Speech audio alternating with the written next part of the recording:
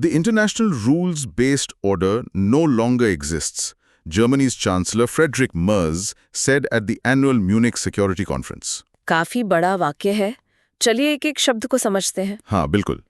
तो सबसे पहले है द एक डेफिनेट आर्टिकल है। मतलब किसी निश्चित चीज की ओर इशारा करता है। सही। फिर है इंटरनेशनल। इंटरनेशनल का मतलब हुआ अंतर्राष्ट्रीय, यानी राष्ट्रों के बीच होने वाला। इसके बाद रूल्स बेस्ड, ये 2 शब्दों से बना है। हाँ, रूल्स यानी नियम और बेस्ड मतलब आधारित, तो नियम आधारित। अगला शब्द है ऑर्डर। ऑर्डर का यहाँ मतलब है व्यवस्था, एक संगठित तरीका। फिर आता है नो लॉन्गर। नो लॉन्गर का मतलब है अब और नहीं, मतलब जो पहले था पर अब खत्म हो गया है। और एग्जिस्ट्स। एग्जिस्ट्स मतलब अस्तित्व में है या मौजूद है। ठीक है।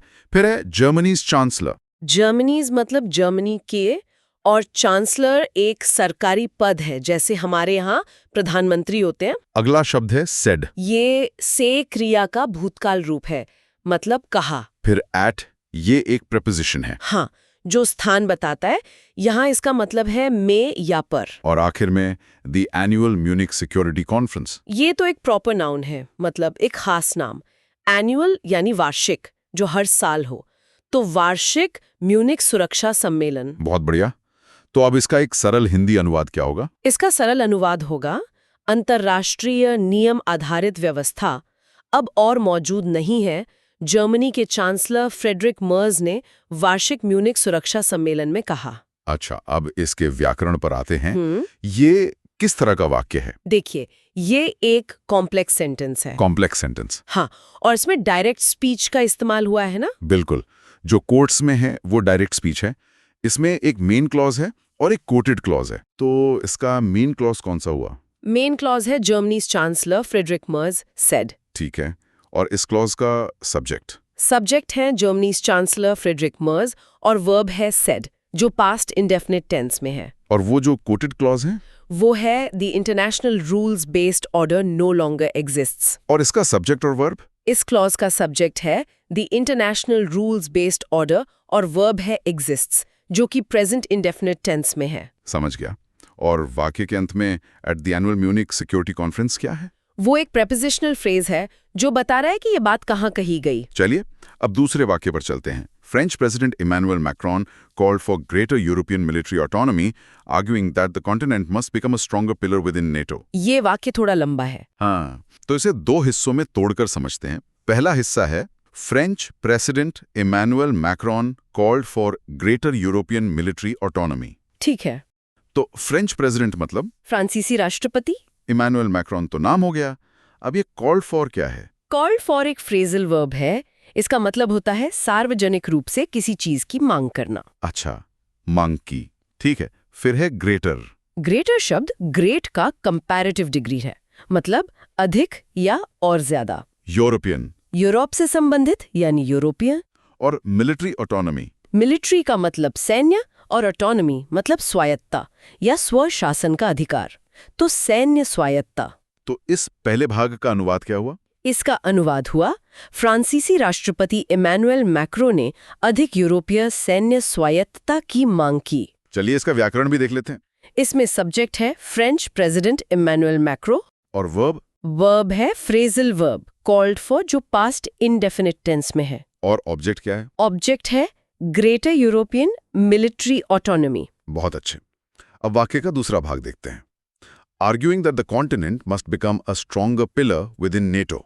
ठीक है। इसमें पहला शब्द है आर्ग्यूइंग। ये आर्ग्यू क्रिया का प्रेजेंट पार्टिसिपल रूप है।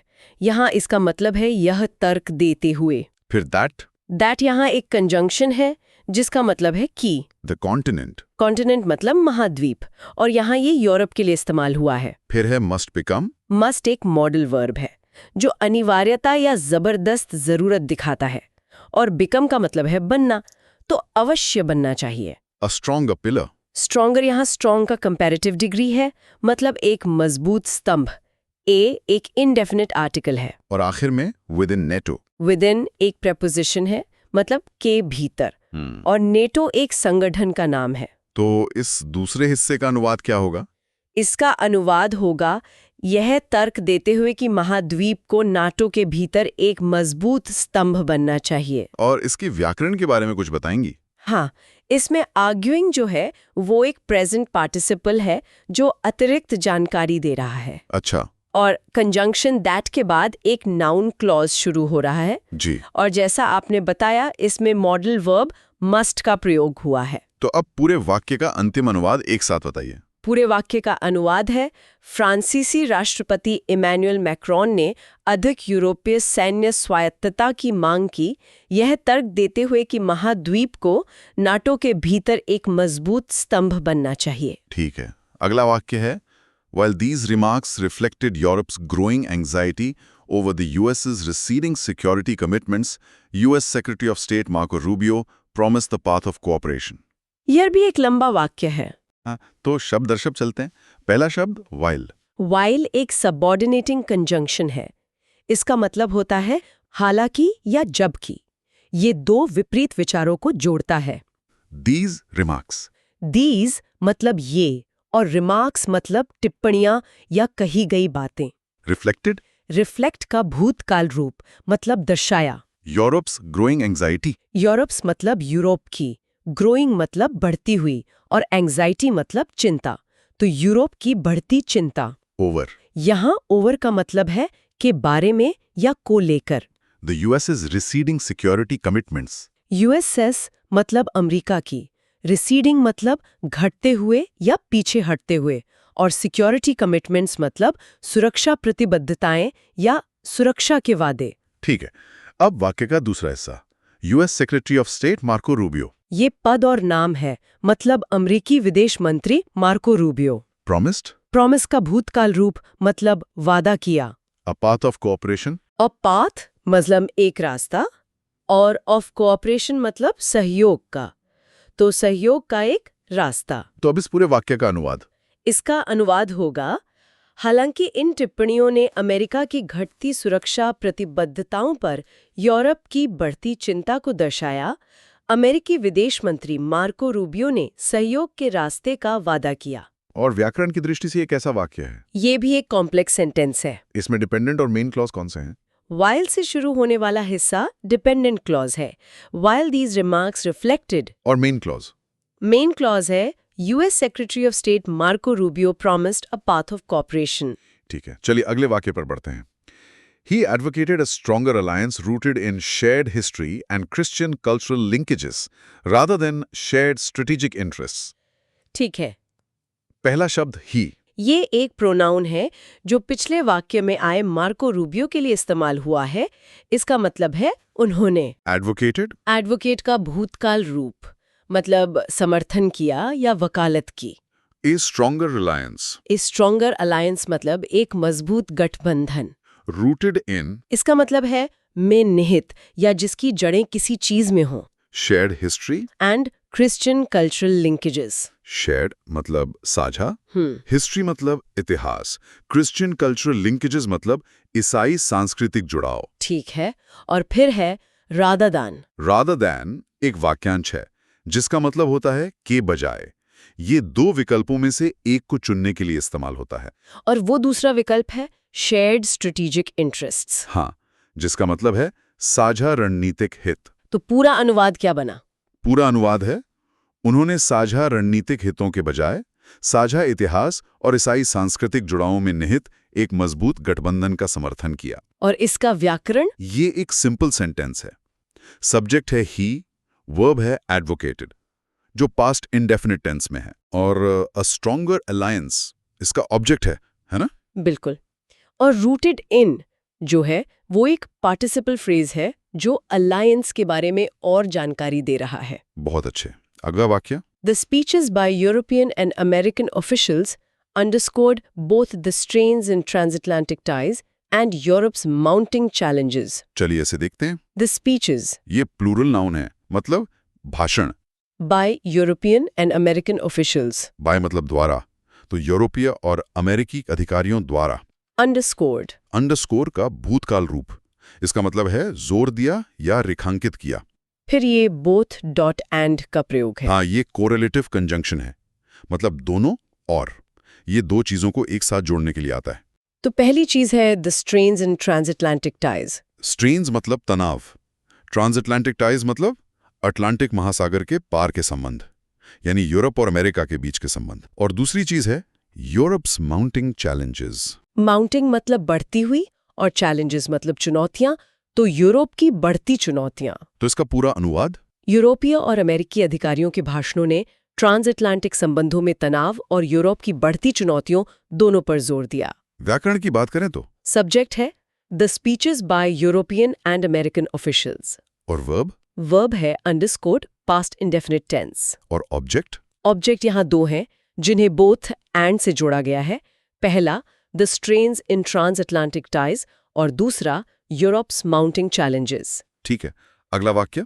Last year at the same venue US Vice President J.D. Vance had slammed Europe's democratic model and its refugee policies. इसमें समय और स्थान की जानकारी पहले दी गई है। हाँ, लास्ट ईयर मतलब पिछले साल, और एट द सेम वेन्यू मतलब उसी स्थान पर। US Vice President J.D. Vance तो नाम और पद हो गया। हाँ, अमेरिकी उपराष्ट्रपति J.D. वेंस। यहाँ क्रिया है had slammed। ये कौन सा टेंस है? ये पास्ट परफेक्ट टेंस है, हैड के साथ वर्ब का थर्ड फॉर्म। इसका मतलब है कि कड़ी आलोचना की थी। और ऑब्जेक्ट क्या है? यहाँ भी दो ऑब्जेक्ट हैं। पहला यूरोप्स डेमोक्रेटिक मॉडल यानी यूरोप का लोकतांत्रिक मॉडल। और दूसरा? दूसरा इट्स रेफ्यूजी पॉलिसीज मतलब इसकी शरणार्थी नीतियां। तो इसका अनुवाद क्या होगा?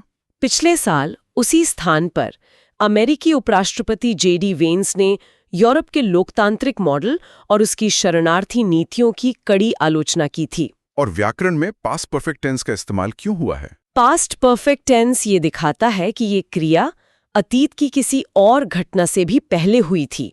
ये एक तरह से पृष्ठभूमि बता रहा है। ठीक है, समझ गया। अब अगला वाक्य। मिस्टर रूबियो दो conciliatory also echoed the American far-right's central talking point of civilizational erasure. ये एक दिलचस्प वाक्य है। इसमें दो conciliatory का क्या मतलब है? दो का मतलब है हालांकि, और कंसिलिएटरी एक एडजेक्टिव है जिसका मतलब है मेल मिलाप करने वाला या सुलह करने वाला। तो हालांकि वे मेल मिलाप करने वाले थे। बिल्कुल। Also echoed। ऑल्सो मतलब भी, और एकोड का मतलब है प्रतिध्वनित किया या दोहराया। और क्या दोहराया? The American far-right's central talking point। American far right मतलब अमेरिकी अति दक्षिण पंथ। सेंट्रल टॉकिंग पॉइंट मतलब केंद्रीय चर्चा का विषय। Of civilizational erasure। Civilisational eraser का मतलब है सभ्यता का विलोपन। तो पूरा अनुवाद? श्री रूबियो ने, हालांकि वे मेल मिलाप करने वाले थे, अमेरिकी अति दक्षिण पंथ के सभ्यता के विलोपन के केंद्रीय चर्चा के विषय को भी दोहराया। और इसका व्याकरण? इसमें सब्जेक्ट है मिस्टर रूबियो। और वर्ब? वर्ब है एकॉर्ड जो पास्ट इंडेफिनिट टेंस में है। ऑल्सो एक एडवर्ब है। और दो कंसिलिएटरी वाला हिस्सा? वो एक छोटा सा क्लॉज है जो सब्जेक्ट के बारे में एक अतिरिक्त जानकारी दे रहा है, एक तरह का विरोधाभास दिखा रहा है। चलिए अब आखिरी वाक्य पर आते हैं। The Trump administration wants Europe at a moment of crisis to join its culture wars and its push to reassert western dominance. ठीक है, द ट्रम्प एडमिनिस्ट्रेशन मतलब ट्रम्प प्रशासन? वांट्स। हाँ, ये कौन सा टेंस है? ये प्रेजेंट इंडेफिनिट टेंस है। वांट के साथ एस लगा है मतलब चाहता है। यूरोप।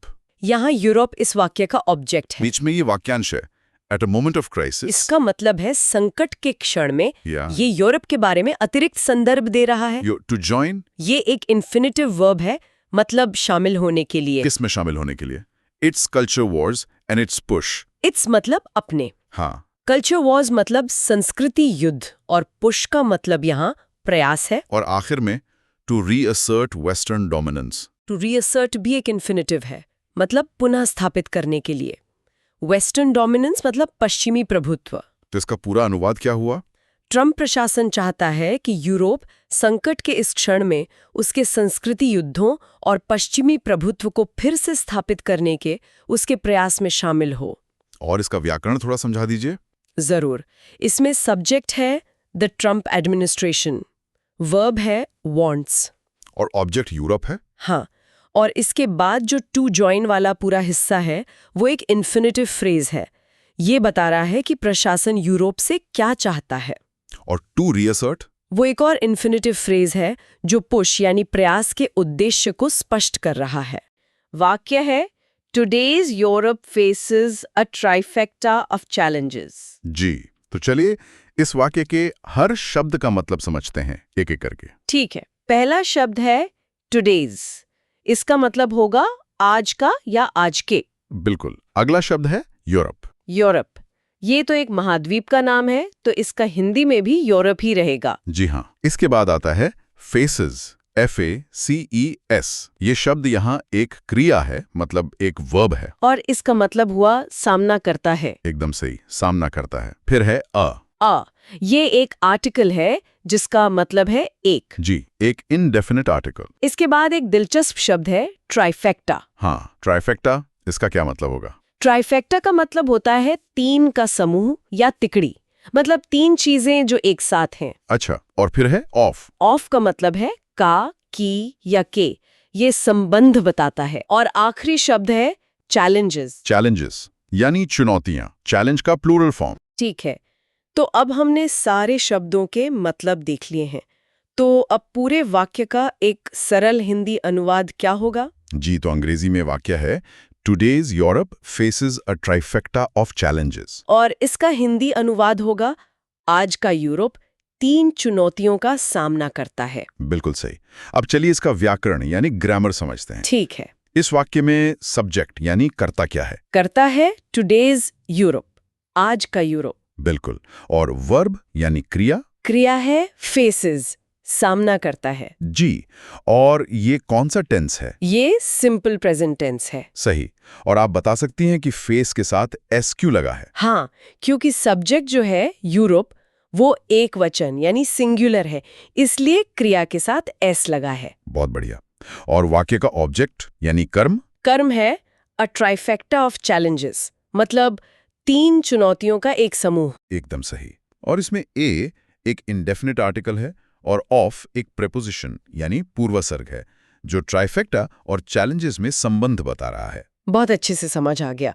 चलिए अब दूसरे वाक्य पर चलते हैं। जी, अगला वाक्य थोड़ा लंबा है। वाक्य है first the largest land conflict since the end of the second world war has been raging on its eastern flank for 4 years। जैसा कि आपने कहा, ये एक लंबा वाक्य है, तो इसको ना टुकड़ों में तोड़कर समझते हैं। ठीक है, ये बेहतर रहेगा। तो पहला भाग है first the largest land conflict. चलिए पहले बस इतना ही देखते हैं। ठीक है, फर्स्ट का मतलब पहला या सबसे पहले। जी। द एक डेफिनेट आर्टिकल है जो किसी खास चीज के लिए इस्तेमाल होता है। लार्जेस्ट का मतलब सबसे बड़ा, ये लार्ज की सुपरलेटिव डिग्री है। बहुत अच्छे। और लैंड कॉन्फ्लिक्ट? लैंड मतलब जमीनी और कॉन्फ्लिक्ट मतलब संघर्ष, तो जमीनी संघर्ष। बिल्कुल। तो पहले हिस्से का मतलब हुआ पहला सबसे बड़ा जमीनी संघर्ष। अब दूसरा भाग देखते हैं। दूसरा भाग है since the end of the second world war.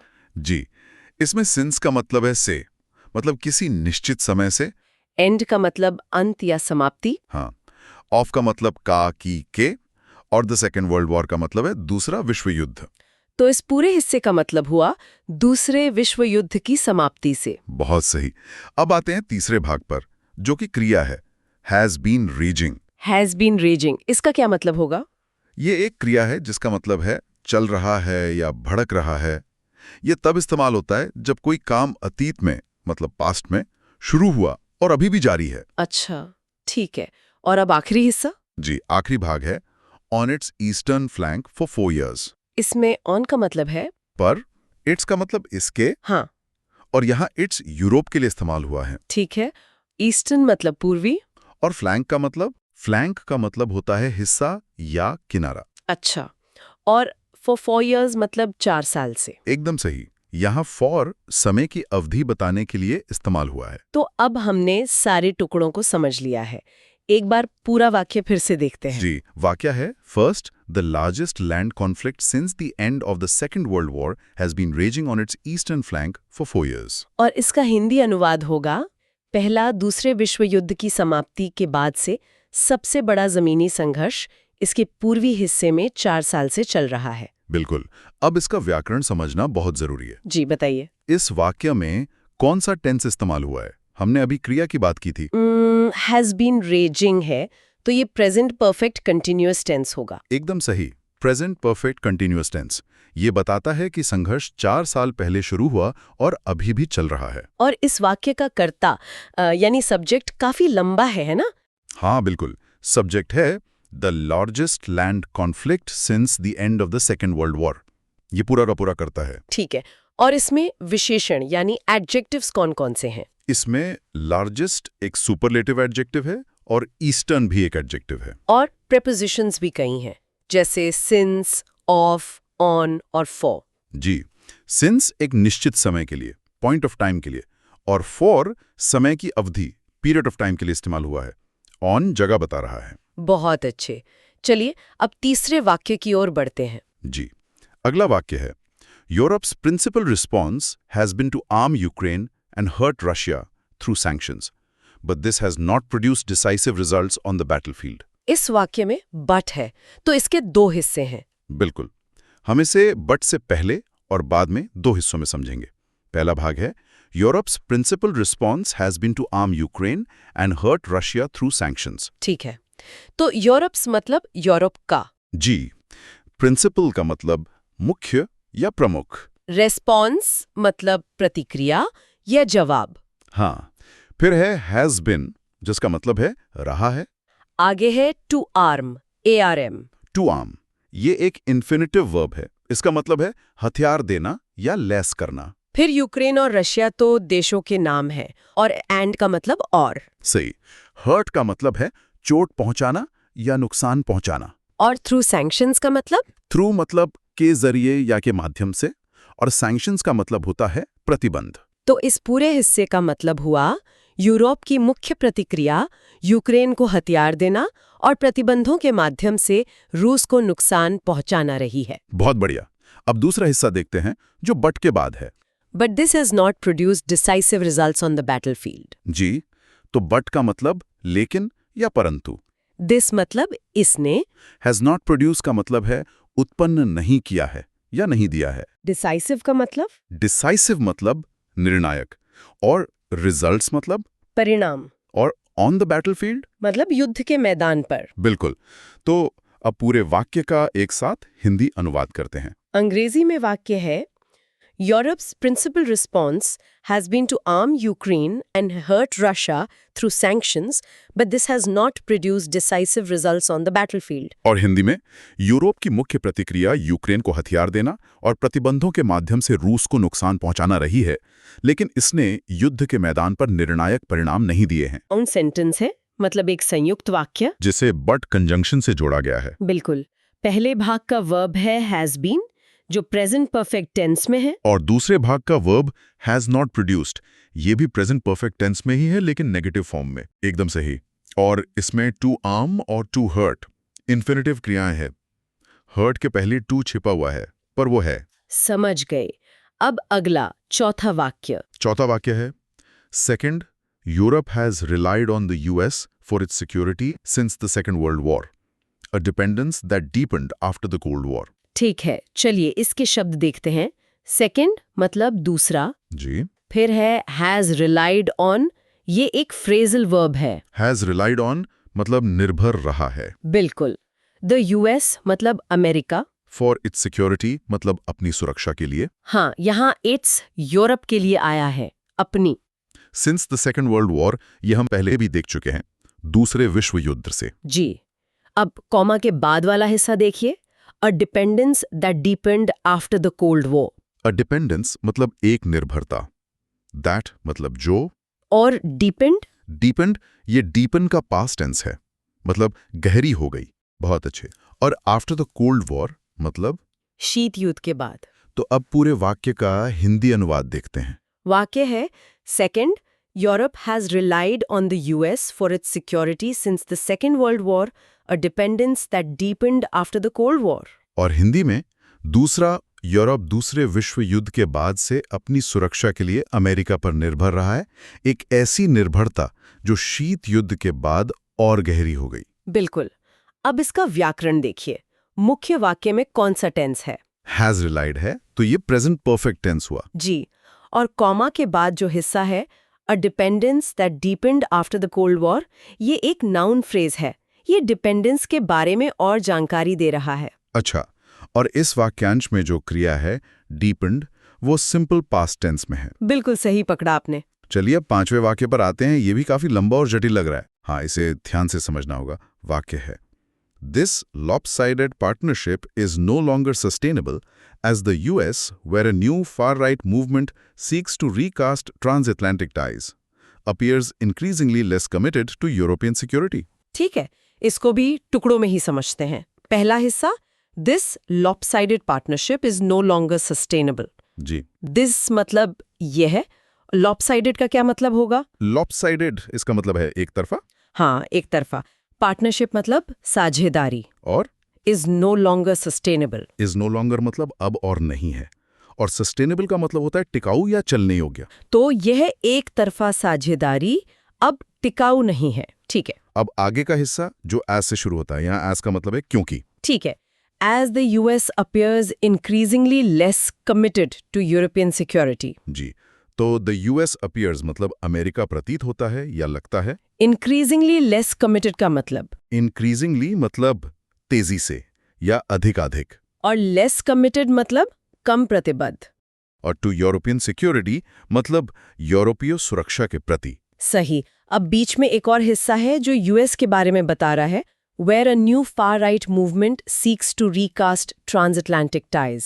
Where मतलब जहां, a new far-right movement मतलब एक नया धुर दक्षिणपंथी आंदोलन। जी, seeks SEEKS, इसका मतलब है चाहता है या कोशिश करता है। और to recast transatlantic ties, To recast मतलब नया रूप देना, और transatlantic ties का मतलब है अटलांटिक पार के संबंध। ये तो काफी सारे नए शब्द थे।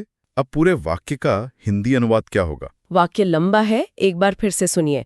This lopsided partnership is no longer sustainable as the US, where a new far-right movement seeks to recast transatlantic ties, appears increasingly less committed to European security. और हिंदी में ये एक तरफा साझेदारी अब टिकाऊ नहीं है, क्योंकि अमेरिका, जहां एक नया धुर दक्षिणपंथी आंदोलन अटलांटिक पार के संबंधों को नया रूप देना चाहता है, यूरोपीय सुरक्षा के प्रति तेजी से कम प्रतिबद्ध दिखाई देता है। बिल्कुल, ये एक कॉम्प्लेक्स सेंटेंस यानी मिश्रित वाक्य है। अच्छा, इसमें मेन क्लॉज क्या है? मेन क्लॉज है this lopsided partnership is no longer sustainable. और बाकी के हिस्से सबऑर्डिनेट और रिलेटिव क्लॉजेज हैं। एकदम सही। और ध्यान दीजिएगा कि इसमें सभी क्रियाएं is, seeks, appears simple present tense में हैं। जी, अब अगला वाक्य देखते हैं, छठा वाक्य। ये है, Mr Trump's remarks about taking control of Greenland risk undermining the alliance's collective defence principle. चलिए शब्द देखते हैं। मिस्टर ट्रम्प्स रिमार्क्स मतलब श्री ट्रम्प की टिप्पणियां। जी, अबाउट टेकिंग कंट्रोल मतलब नियंत्रण लेने के बारे में। ऑफ ग्रीनलैंड मतलब ग्रीनलैंड का। हाँ, ग्रीनलैंड एक जगह का नाम है। अब यहाँ पर वर्ब क्या है? वर्ब है रिस्क, RISK, जी, और इसका यहाँ मतलब है जोखिम में डालती हैं। और अंडरमाइनिंग। अंडरमाइनिंग मतलब कमजोर करना। फिर है the alliance's collective defence principle. The alliance's मतलब गठबंधन का। हाँ, कलेक्टिव मतलब सामूहिक, डिफेंस मतलब, रक्षा, और प्रिंसिपल मतलब सिद्धांत। बहुत अच्छे। तो अब इसका हिंदी अनुवाद करें। अंग्रेजी वाक्य, Mr Trump's remarks about taking control of Greenland risk undermining the alliance's collective defence principle. Hindi अनुवाद होगा, ग्रीनलैंड पर नियंत्रण करने के बारे में श्री ट्रम्प की टिप्पणियां गठबंधन के सामूहिक रक्षा सिद्धांत को कमजोर करने का जोखिम पैदा करती हैं। एकदम सही। अब इसका व्याकरण समझते हैं। सब्जेक्ट क्या है? सब्जेक्ट है Mr Trump's remarks about taking control of Greenland. बिल्कुल। और वर्ब है रिस्क। ये सिंपल प्रेजेंट टेंस में है। यहाँ रिस्क के साथ एस क्यों नहीं लगा है? क्योंकि सब्जेक्ट जो है रिमार्क्स वो प्लूरल यानी बहुवचन है। बहुत बढ़िया। और ऑब्जेक्ट है undermining the alliance's collective defence principle. ठीक है, अब हम आखिरी यानी 7वें वाक्य पर पहुंच गए हैं। जी, अंतिम वाक्य है, third, resurgent far right movements across Europe are challenging the idea of an inclusive European Union. चलिए इसके शब्द देखते हैं। थर्ड मतलब, तीसरा, रिसर्जेंट का क्या मतलब है? रिसर्जेंट मतलब फिर से उभरते हुए। जी, फार राइट मूवमेंट्स मतलब धुर दक्षिणपंथी आंदोलन। अक्रॉस यूरोप मतलब पूरे यूरोप में। फिर क्रिया है आर चैलेंजिंग और चैलेंजिंग मतलब चुनौती दे रहे हैं, द आइडिया मतलब विचार को, of an inclusive European union. Often मतलब कि एक, इंक्लूसिव मतलब समावेशी, और यूरोपियन यूनियन मतलब यूरोपीय संघ। ठीक है, तो इसका हिंदी अनुवाद होगा? पहले अंग्रेजी वाक्य एक बार और। Third, resurgent far right movements across Europe are challenging the idea of an inclusive European Union. और हिंदी में तीसरा, पूरे यूरोप में फिर से उभर रहे धुर दक्षिणपंथी आंदोलन एक समावेशी यूरोपीय संघ के विचार को चुनौती दे रहे हैं। बिल्कुल, इसका व्याकरण बहुत सरल है। हाँ, ये प्रेजेंट कंटिन्यूअस टेंस में है, आर चैलेंजिंग। जी, ये बता रहा है कि यह क्रिया अभी हो रही है। इसका सब्जेक्ट है resurgent far right movements across Europe, और ऑब्जेक्ट है the idea of an inclusive European union. एकदम सही। As the global order shifts, as Mr. Rubio said ahead of Munich, Europe risks being squeezed by these cross currents. जी, ये थोड़ा लंबा वाक्य है, तो ऐसे हम टुकड़ों में तोड़कर समझेंगे। हाँ, बिल्कुल। तो सबसे पहले शब्द दर शब्द इसका मतलब समझते हैं। पहला शब्द है as, as। एज का मतलब होता है जैसे जैसे या जब। यहाँ पर जैसे जैसे ज्यादा सही लगता है। ठीक है। अगला है द ग्लोबल ऑर्डर। इसमें ग्लोबल का मतलब है वैश्विक, यानी पूरी दुनिया से जुड़ा हुआ। और ऑर्डर? ऑर्डर का मतलब है व्यवस्था। तो द ग्लोबल ऑर्डर का मतलब हुआ वैश्विक व्यवस्था। ठीक है। फिर है शिफ्ट्स, SHIFTS। हाँ, शिफ्ट्स का मतलब है बदलती है। अच्छा, तो अब एक छोटा सा हिस्सा है जो ब्रैकेट में है, as Mr. Rubio said ahead of Munich। हाँ, ये एक अतिरिक्त जानकारी है। इसमें एज का मतलब है जैसा कि। और मिस्टर रूबियो तो एक नाम हो गया। जी, ये एक व्यक्ति का नाम है। सेड का मतलब है कहा, ये से का पास्ट टेंस है। अहेड ऑफ का क्या मतलब होगा? अहेड ऑफ मतलब से पहले। और म्यूनिक एक जगह का नाम है। हाँ, म्यूनिक जर्मनी में एक शहर है। ठीक है, अब वाक्य के मुख्य हिस्से पर आते हैं। Europe risks. यहाँ यूरोप तो यूरोप महाद्वीप हो गया, और रिस्क्स RISKS, इसका मतलब है जोखिम उठाता है। बीइंग स्क्वीज्ड, SQUEZZED, इसका क्या अर्थ है? स्क्वीज का मतलब होता है दबाना या निचोड़ना, तो बीइंग स्क्वीज्ड का मतलब हुआ दब जाने का या दबाव में आने का। अच्छा, और फिर है by these cross currents. By का मतलब है द्वारा, दीज मतलब इन, और ये आखिरी शब्द क्रॉस करंट्स? क्रॉस करंट्स का मतलब होता है विरोधी धाराएं या विपरीत प्रभाव, मतलब अलग अलग दिशाओं से आने वाला दबाव। बहुत बढ़िया। तो अब इन सब को जोड़कर एक सरल हिंदी अनुवाद क्या बनेगा? इसका सरल अनुवाद होगा, जैसे जैसे वैश्विक व्यवस्था बदल रही है, जैसा कि श्री रूबियो ने म्यूनिक से पहले कहा था, यूरोप इन विरोधी धाराओं से दब जाने का जोखिम उठा रहा है। ठीक है, अब जरा इसका व्याकरण समझते हैं। आपने कहा था कि वाक्य को हिस्सों में तोड़ेंगे। जी, पहला हिस्सा है as the global order shifts.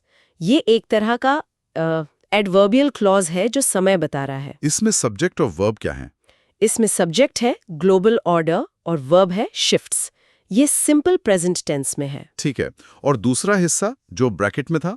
As Mr Rubio said ahead of Munich, ये बस एक अतिरिक्त जानकारी वाला क्लॉज है।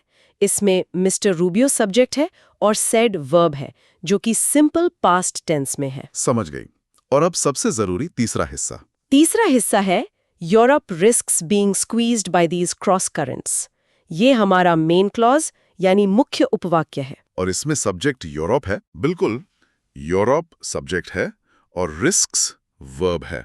ये भी सिंपल प्रेजेंट टेंस में। और आपने बीइंग स्क्वीज्ड के बारे में कुछ बताया था? हाँ, बीइंग स्क्वीज्ड एक पैसिव वॉइस में जेरेंट फ्रेज है।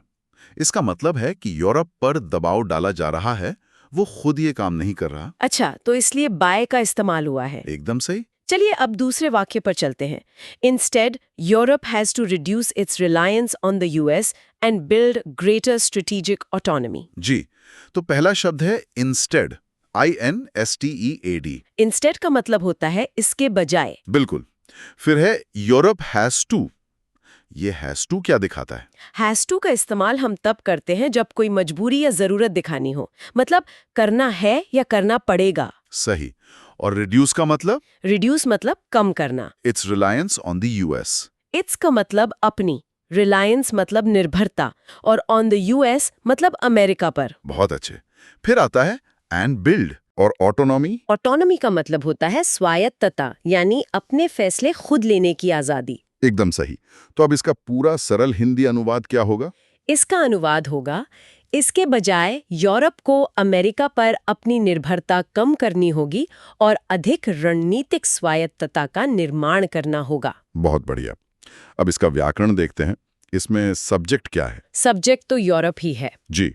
और वर्ब फ्रेज? वर्ब फ्रेज है has to reduce and build. हाँ, यहाँ हैज टू के बाद हमेशा वर्ब की पहली फॉर्म आती है, जैसे यहाँ रिड्यूस और बिल्ड आई हैं। और यहाँ एंड का क्या काम है? एंड यहाँ एक कंजंक्शन है जो दो क्रियाओं रिड्यूस और बिल्ड को जोड़ रहा है। अच्छा, और इन क्रियाओं के ऑब्जेक्ट्स क्या हैं? रिड्यूस क्रिया का ऑब्जेक्ट है it's reliance on the US. और बिल्ड का? बिल्ड क्रिया का ऑब्जेक्ट है ग्रेटर स्ट्रेटेजिक ऑटोनॉमी। ठीक है, बिल्कुल साफ है। अब अगला वाक्य देखते हैं। जी, तीसरा वाक्य है and if it is worried about the breakdown in the international order it should help rebuild that by working with countries beyond the west. ये भी थोड़ा लंबा है, शुरू करते हैं एंड से। एंड मतलब और, इफ मतलब अगर या यदि। इट इज वरिड, यहाँ इट किसके लिए इस्तेमाल हुआ है? यहाँ इट यूरोप के लिए इस्तेमाल हुआ है। इस वरीड का मतलब है चिंतित है। About the breakdown. अबाउट मतलब के बारे में। द ब्रेकडाउन का मतलब होता है टूट फूट या विफलता।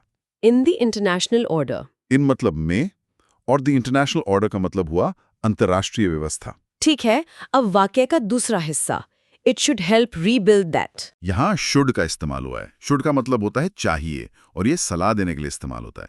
हेल्प रीबिल्ड मतलब? हेल्प मतलब मदद करना और रीबिल्ड मतलब फिर से बनाना। तो हेल्प रीबिल्ड हुआ फिर से बनाने में मदद करना। और दैट, THAT। यहाँ दैट का इस्तेमाल अंतर्राष्ट्रीय व्यवस्था के लिए किया गया है, मतलब उसे फिर से बनाने में। By working with countries. By working का मतलब है काम करके, विद मतलब के साथ, और कंट्रीज मतलब देश। और आखिर में बियॉन्ड द वेस्ट। बियॉन्ड का मतलब है से परे या के आगे, और द वेस्ट मतलब पश्चिम या पश्चिमी देश। तो पूरा हिंदी अनुवाद क्या बना? इसका अनुवाद है, और अगर ये यानी यूरोप अंतर्राष्ट्रीय व्यवस्था में टूट फूट को लेकर चिंतित है तो इसे पश्चिम से परे के देशों के साथ काम करके उसे फिर से बनाने में मदद करनी चाहिए। चलिए अब इसका व्याकरण समझते हैं। ये किस तरह का वाक्य है? ये एक कंडीशनल सेंटेंस है, मतलब एक शर्त वाला वाक्य। इसमें दो हिस्से होते हैं, है ना? हाँ, बिल्कुल। पहला हिस्सा है इफ क्लॉज, जो शर्त बताता है। यहाँ पर वो है if it is worried about the breakdown in the international order. इसमें इट सब्जेक्ट है और इज वरीड वर्ब है। जी, और ये प्रेजेंट टेंस पैसिव वॉइस में है। और दूसरा हिस्सा वो मेन क्लॉज यानी मुख्य हिस्सा है, it should help rebuild that. यहाँ भी इट सब्जेक्ट है और शुड हेल्प एक मॉडल वर्ब फ्रेज है। और शुड सलाह देने के लिए है, जैसा आपने बताया। हाँ, और जो आखिरी हिस्सा है by working with countries beyond the west, वो ये बता रहा है कि मदद कैसे करनी चाहिए। अच्छा, यहाँ बाय के बाद वर्किंग का इस्तेमाल हुआ है। जी, बाय के बाद जब कोई क्रिया आती है तो अक्सर उसमें ING लगता है, जिसे जेरेंड कहते हैं। ठीक है, अब चौथा वाक्य। In the near term Europe must also work towards ending the war in Ukraine and establishing a workable new normal with Russia. जी, शुरुआत होती है इन द नियर टर्म से। टुवर्ड्स मतलब कि दिशा में काम करना। जी, और किस दिशा में? Ending the war in Ukraine. Ending मतलब समाप्त करना, द वॉर मतलब युद्ध, इन यूक्रेन मतलब यूक्रेन में। और दूसरा काम क्या है? And establishing a workable new normal with Russia. Establishing मतलब स्थापित करना, और अ वर्केबल न्यू नॉर्मल। वर्केबल मतलब व्यावहारिक या काम करने लायक, और न्यू नॉर्मल का मतलब है नया सामान्य। और विथ रशिया मतलब? रूस के साथ। तो अब इसका पूरा अनुवाद करते हैं। ये होगा निकट भविष्य में यूरोप को यूक्रेन में युद्ध समाप्त करने और रूस के साथ एक व्यावहारिक नया सामान्य स्थापित करने की दिशा में भी काम करना चाहिए। ठीक है, अब इसका व्याकरण, इसमें सब्जेक्ट तो यूरोप ही है जी, और यहाँ मॉडल वर्ब मस्ट का इस्तेमाल हुआ है, जो एक मजबूत जरूरत या अनिवार्यता दिखा रहा है। और ये वर्क टूवर्ड्स के बाद एंडिंग और एस्टैब्लिशिंग का क्या नियम है? ये बहुत दिलचस्प है। यहाँ प्रेपोजिशन टुवर्ड्स के बाद जेरेंड, एंडिंग और एस्टैब्लिशिंग का उपयोग हुआ है। ये इस प्रेपोजिशन के ऑब्जेक्ट के रूप में काम कर रहे हैं। और एंड इन दोनों जेरेंड्स को जोड़ रहा है। एकदम सही। अब हम 5वें वाक्य पर पहुंच गए हैं। Finally, European leaders must address public resentment towards the political establishment, which continues to fuel the rise of the far right. जी, पहला शब्द है फाइनली, FINALLY। इसका मतलब है अंत में या आखिर में। European leaders must address. European leaders मतलब यूरोपीय नेता, और मस्ट एड्रेस मतलब जरूर संबोधित करना चाहिए। Public resentment. पब्लिक मतलब जनता का, और रिजेंटमेंट एक अच्छा शब्द है। इसका मतलब है आक्रोश या नाराजगी। Towards the political establishment. Towards मतलब के प्रति, और द पॉलिटिकल एस्टैब्लिशमेंट का मतलब है राजनीतिक प्रतिष्ठान। बिल्कुल। अब वाक्य का दूसरा हिस्सा जो विच से शुरू होता है। हाँ, which continues to fuel the rise of the far right. यहाँ विच का मतलब है जो, कंटिन्यूज मतलब जारी रखता है। टू फ्यूल का क्या मतलब होगा? जैसे गाड़ी में फ्यूल डालते हैं। मतलब कुछ वैसा ही है। यहाँ इसका अर्थ है बढ़ावा देना या हवा देना। अच्छा, और the rise of the far right? The rise मतलब उदय या बढ़ोतरी, ऑफ मतलब का, और द फार राइट का मतलब है धुर दक्षिण पंथ। तो उसका पूरा हिंदी अनुवाद क्या होगा? अनुवाद है, अंत में यूरोपियन नेताओं को राजनीतिक प्रतिष्ठान के प्रति जनता के आक्रोश को संबोधित करना चाहिए, जो धुर दक्षिण पंथ के उदय को बढ़ावा देना जारी रखता है। अब व्याकरण की बात करते हैं। इस वाक्य को कैसे समझेंगे? इसे दो हिस्सों में समझना आसान है। पहला हिस्सा मेन क्लॉज है। European leaders must address public resentment towards the political establishment. जी, इसमें यूरोपियन लीडर्स सब्जेक्ट है और मस्ट एड्रेस वर्ब फ्रेज है। और दूसरा हिस्सा which continues to fuel the rise of the far right, एक रिलेटिव क्लॉज है। रिलेटिव क्लॉज मतलब ये पहले वाले हिस्से के बारे में कुछ अतिरिक्त जानकारी दे रहा है। यहाँ विच शब्द पब्लिक रिजेंटमेंट के बारे में बता रहा है। विच एक रिलेटिव प्रोनाउन है, और इसमें एक कंटिन्यूज वर्ब है। हाँ, और ये सिंपल प्रेजेंट टेंस में है। बहुत अच्छे। चलिए अब इस विश्लेषण के आखिरी वाक्य पर आते हैं। जी, छठा और आखिरी वाक्य। Continental peace and stability and cooperation and engagement with the wider world should guide Europe while it reimagines its role in the emerging world order. ये तो काफी लंबा वाक्य है। हाँ, लेकिन इसका स्ट्रक्चर बहुत दिलचस्प है। चलिए शब्द देखते हैं। कॉन्टिनेंटल। कॉन्टिनेंटल मतलब महाद्वीपीय। फिर कुछ शब्द हैं, peace, stability, cooperation, engagement. Peace मतलब शांति, स्टेबिलिटी मतलब स्थिरता, कोऑपरेशन मतलब सहयोग, और एंगेजमेंट मतलब जुड़ाव या भागीदारी। बहुत अच्छे। With the wider world. With मतलब के साथ, और द वाइडर वर्ल्ड मतलब व्यापक दुनिया। फिर है should guide Europe. Should guide मतलब मार्गदर्शन करना चाहिए, और यूरोप मतलब यूरोप का। While it reimagines its role. While मतलब जबकि या उस समय जब। इट यहाँ यूरोप के लिए है, और रीइमेजिन्स मतलब फिर से कल्पना करता है। इन मतलब में, द एमर्जिंग मतलब उभरती हुई, और वर्ल्ड ऑर्डर मतलब विश्व व्यवस्था। तो अब इस पूरे वाक्य का अनुवाद करते हैं। इसका सरल हिंदी अनुवाद है, महाद्वीपीय शांति और स्थिरता तथा सहयोग और व्यापक दुनिया के साथ जुड़ाव को यूरोप का मार्गदर्शन करना चाहिए, जबकि वो उभरती हुई विश्व व्यवस्था में अपनी भूमिका की फिर से कल्पना कर रहा है। अब इसका व्याकरण थोड़ा मुश्किल लग रहा है। इसमें सब्जेक्ट क्या है? यही इसकी खास बात है। इसका सब्जेक्ट बहुत लंबा है।